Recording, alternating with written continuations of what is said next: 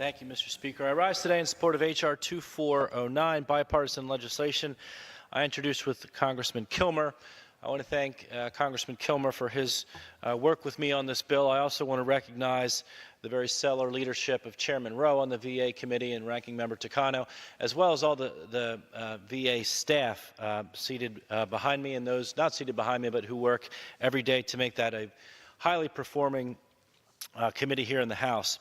When our brave service members are preparing to relocate or deploy because of active duty orders, they should not have to navigate costly and time-consuming cancellation fees and policies.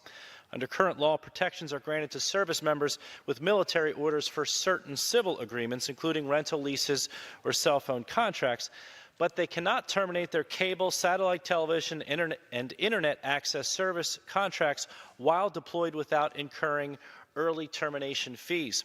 Our legislation very simply fixes this by updating the Service Members Civil Relief Act to include pay TV and internet service contracts.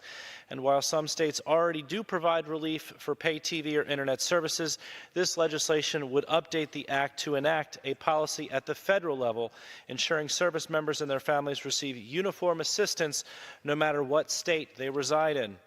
I would again like to thank Chairman Rowe for his support and his work to help pass H.R. 2409. I'd also like to thank Andrew and Erica in my office for their work on this important bill as well.